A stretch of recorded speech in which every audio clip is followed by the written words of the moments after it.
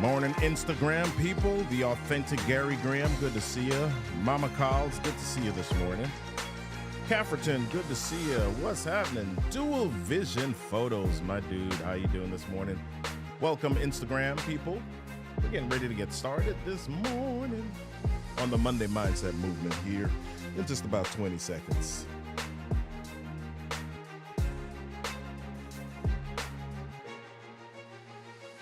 All right. Is it Cafferton or K. Afferton? Yeah. Dwayne Wood, good to see you on YouTube this morning. Tatiana Rodriguez, how you doing? Happy Monday to you. Hey y'all, what's up? What's happening? Welcome to the Monday Mindset Movement. I'm your man, Robert Kennedy III, RK3. That's me. I'm so glad to be with y'all on this here Monday morning. I am good. Glad that y'all are here. Tatiana Rodriguez, Dwayne Wood, Kay Afferton, Dual Vision Photos. Good to see y'all this morning. So glad that y'all are here this morning. Thank you for joining me. Authentic Gary Graham, Mama Calls, Jessica John, Nay Paris. Hey, how you doing? Good morning. Good to see you this morning. So glad that y'all are here. Listen, y'all, if you want to know when we're going live, text GO LIVE to 240-55-STORY. That's 240-557-8679. Text GO LIVE to 240-557-8679. If you want to know and join us as well, join the Monday Mindset Movement by going to MondayMindsetMovement.com. Well, what are we talking about this morning? Well, here's the deal. I'm not creative. I took a test and I'm analytical. Yeah, that's just how my brain works. Have you ever heard people say those things? I'm logical. I'm reason oriented. Oh my gosh, where did the creativity go? Let's talk about that this morning. Before we talk about that, if you're a real estate agent and you want to get better on video, I want to join you. I want to invite you to join us for the video story bootcamp. That is, go to rk3live.com/VSB beta. All right. Well, listen, y'all, here we go. We're going to get started with this thing right now. Boom. Here we go.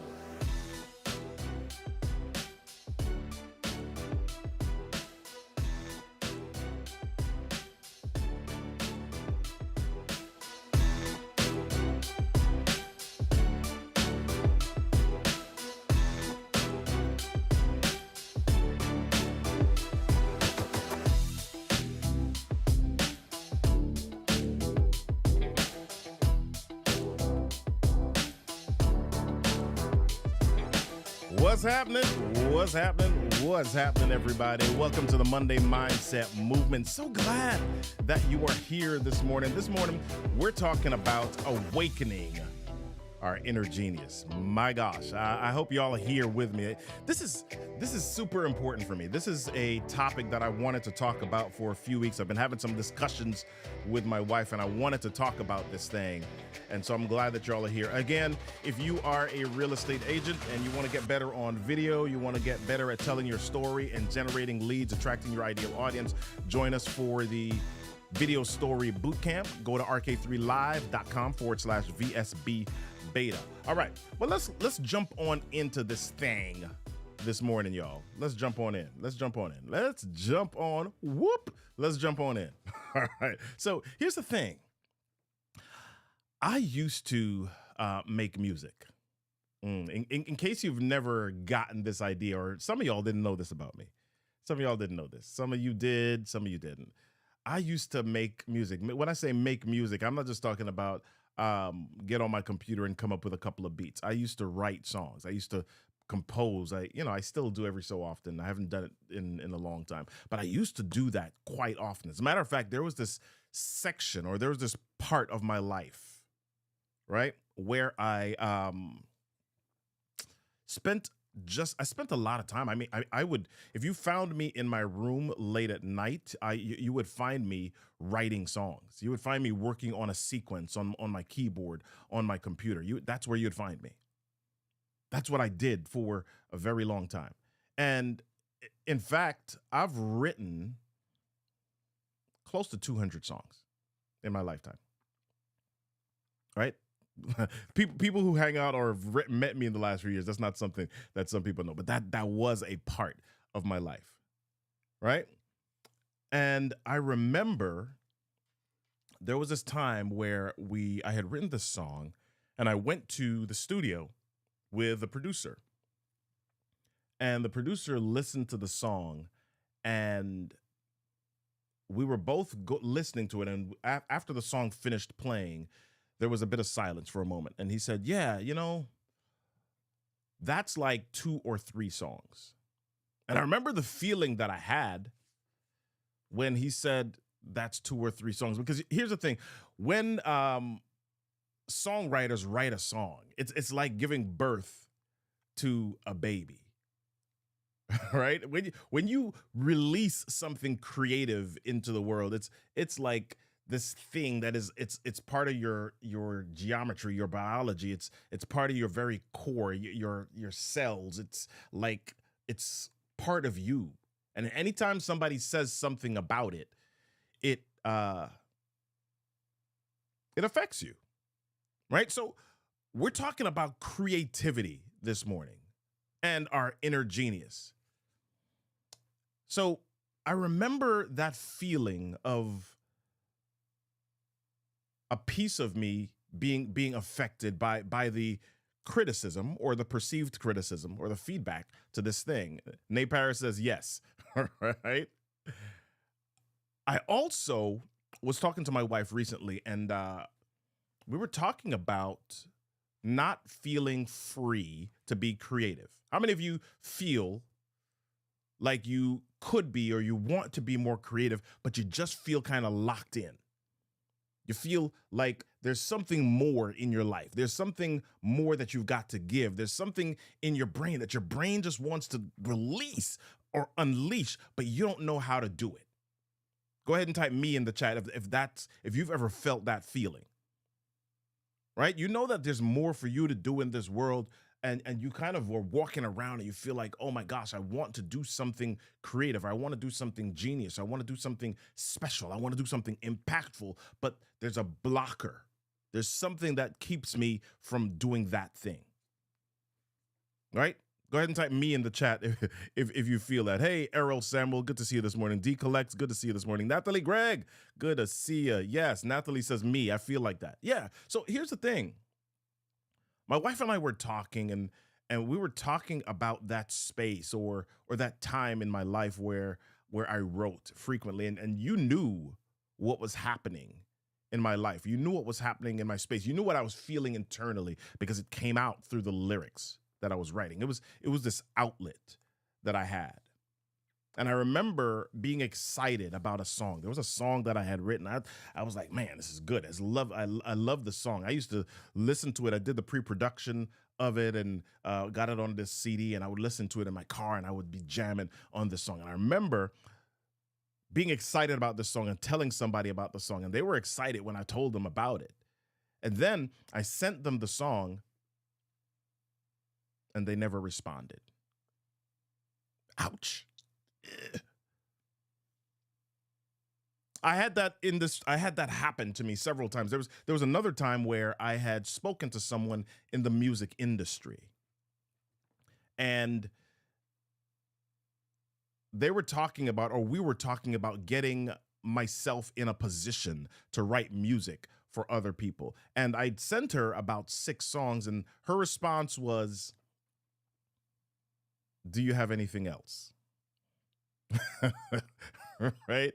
I'd sent her and I'd waited for a few weeks for her to respond. And this was, before we were big on email, etc. But I waited for a little while for her to respond. Well, actually, we did have email back then. But her response was, "Did I have anything else?" And she didn't say anything about the stuff that I had sent her. Ouch. So here's what happened. My brain interpreted these responses to my creativity as not being good enough. Right? And this is what happens in our space, right? We have these things in our lives that happen to us that affect how we operate in our future. We have these things that happen when we are kids or even when we're adults that affect how we operate. And as we think about creativity, how many of you have ever uttered the words, I'm not creative?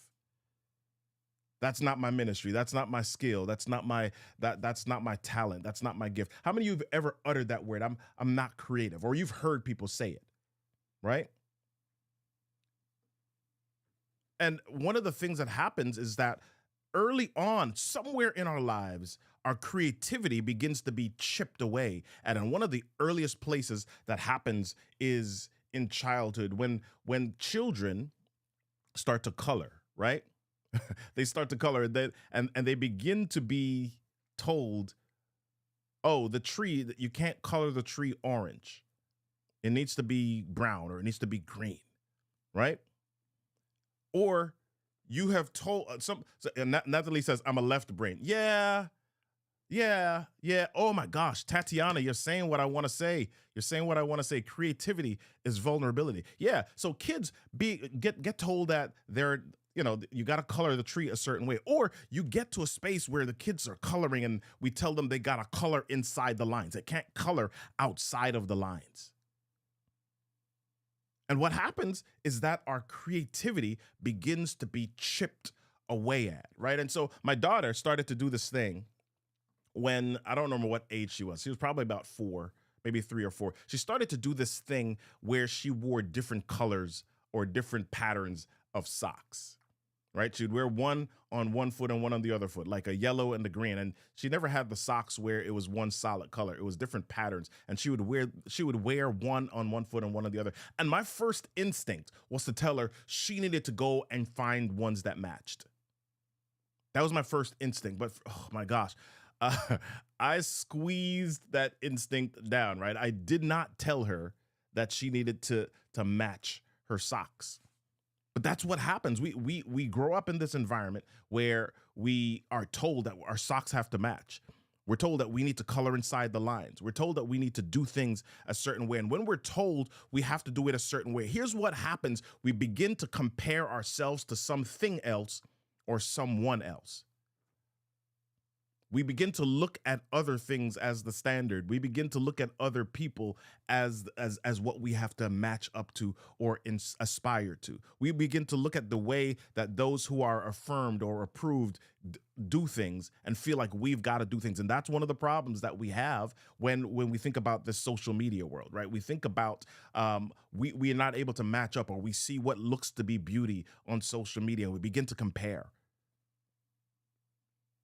When we are told we have to do it a certain way, we immediately begin to compare ourselves to something else or someone else. I can't write a book because I'm not a great writer. I won't have a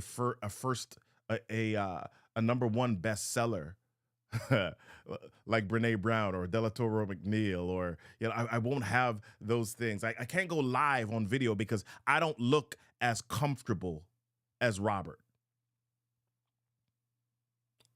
I don't have the camera that Robert does. I don't have the lights that Robert does. I can't share my story publicly because I'll look silly. Tatiana says, my 4th grade teacher criticized me for doing my math homework in colored pens instead of plain pencil. And as a kid, that impacted my creative thinking. Yeah, right? Right? I can't share my story. I can't share my idea because people won't think that it's a good idea. But here's the thing. The biggest reason you don't have good ideas is because you're scared of having bad ideas. I'll say that one more time. The biggest reason that most of us don't have good ideas is because we're scared of having bad ideas. We don't allow our ideas out into the wild often enough to encourage the creativity of ideas and the courage of creativity. James Altucher, I love reading his books. He had this book called Choose Yourself. And one of the things, if you've been around me for any length of time, you've heard me share this before. James Altucher talked about having 10 ideas or writing down 10 ideas daily. And he said that every time he wrote down 10 ideas, he's like, the majority of them are trash. Right? But he wanted to exercise his creativity muscle. He wanted to keep his idea muscle engaged And so he wrote down 10 ideas daily. I want you to think about it this way. Thomas Edison, you've heard this statement or you've heard this quote or this phrase before. Thomas Edison says, I didn't fail 10,000 times. I've simply found 10,000 ways that don't work. So as you think about your creativity muscle or you think about your inner genius this week, I want you to think about that word. I want you to focus on what I just said. Thomas Edison said he didn't fail 10,000 times. He simply found or discovered 10,000 ways that didn't work. What if we were to reframe failure as discovery?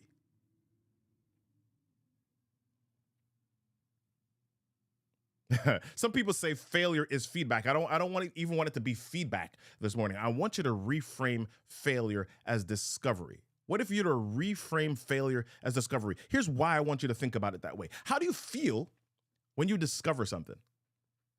How do you feel when you figure something out?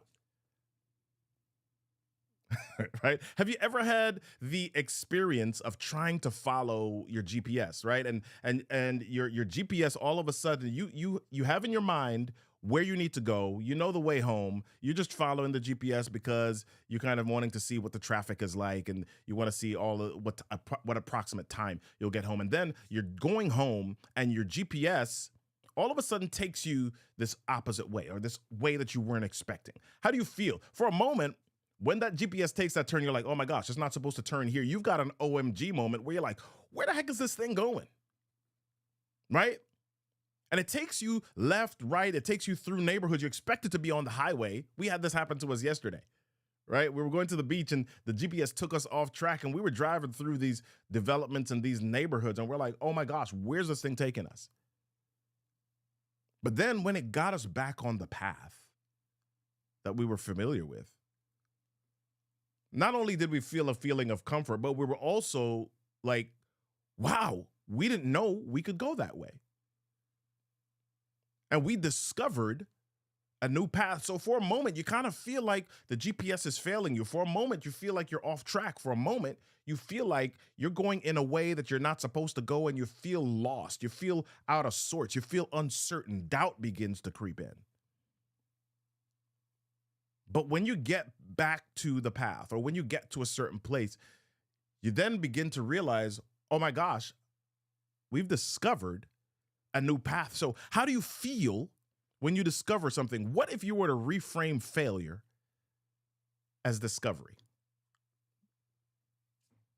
Here's the thing. We're all creative. We all have genius. So before we jump out of here this week, we're just about out of time here. But before we jump out of here this week, here's the question. How do you awaken your inner genius? I want to share three quick things, three quick processes with you. Right? So process number one, and here's the thing that I want you to take on this week. Right? Here's the process that I want you to take on this week. Schedule some time on your calendar and write down 1 to 3 problems. Schedule some time on your calendar and write down 1 to 3 problems. Then choose one of those problems. Part B of this, choose one of those problems, and then generate a list of at least 10 crazy ideas. Remember, you're not being graded, and your ideas aren't based on what you think is possible. A lot of times when I ask people to come up with spaced out ideas, they still think in a way that is, okay, what's possible? What resources they have? What constraints do they have? I want you to not to even think about those. You're not being graded on this, right? Generate 10 crazy, willy-nilly, wild ideas. And then choose one of those ideas to share with somebody that you trust. That's it. That's it, right? Schedule some time on your calendar, write down 1 to 3 problems, write down at least 10 crazy ideas to attack one of those problems, and then choose one of your ideas and share that with someone you trust, okay? So that's one process. Second process that I want you to think about or undertake this week is find something fun or silly to do. You want to awaken your inner genius, find something fun or silly to do. Do something that you've restrained yourself from doing for fear of looking silly, right? I remember when I was younger, I used to play video games all the time. I had Xbox 360, PS5, and then as my kids got older, I get Nintendo Switch, all sorts of different things, right? And for a while, I had stopped playing games because I just got so busy. But then I decided, you know what? Let me jump in and play games again, because playing games is a part of just creative problem solving for me. So what's something that you have either said I'm too busy for, or you've just restrained yourself from because you're like, oh, this is not mature, right? Run down the street waving your arms, looking crazy, right? Do something, dance. Man, I enjoy people who just dance like nobody's looking. I enjoy it. I enjoy seeing it. Right? Find something fun or silly to do. That's process number 2. Process number 3 is learn something new and engage in something new. Listen to a new style of music. Dwayne says Atari. Yeah, right? Learn something new or engage in something new. Listen to a new music style. If all you listen to is hip hop, try listening to opera this week. If all you listen to is opera, try listening to classical. If all you listen to is classical, try listening to jazz. If all you listen to is jazz, try listening to country. If all you listen to is country, try listening to pop. If all you listen to is pop, try electronica. If all you listen to is electronica, try metal. Try something new this week. Try a new exercise. Right? Put your brain in a new space. Allow your brain to process and feel something different than your comfort zone. Take a painting class and combine all of the colors on the paint palette. Just mix them all up just to see what comes up. Try something new this week. Be curious. Be curious. Here's what I'd love for you to do this week. Listen, give yourself space to come up with at least one thought that you're going to courageously try out.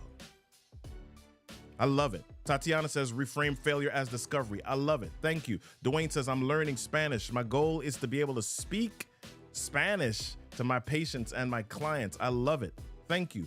Failure is my first learning, yes, of what doesn't work. I love this, right? I, as a matter of fact, I want to go back to what I said last week. Failure, if we think about the word fail, F-A-I-L, think about it this way. First attempt in learning. Yeah. All right. Let's think about it in that way. Hey, y'all, listen, I just want to say to you that today is Monday, and we want to shift your mindset to a place of growth. But that mindset doesn't just start and stop on Monday. We want to encourage you to take your Monday mindset into tomorrow and the next day, and the next day. Be curious. Make a choice. Start a movement. Be a movement. Join me next week, Monday at 8 a.m. for the Monday Mindset Movement. We're going to be here on Facebook, Instagram, YouTube, LinkedIn. Yeah, here's what we want to share with you this morning. Be comfortable with making mistakes, especially when they come in the pursuit of new opportunities and new ideas. Go grab that book, Confident, Creative Confidence. All right? I'll see y'all next week.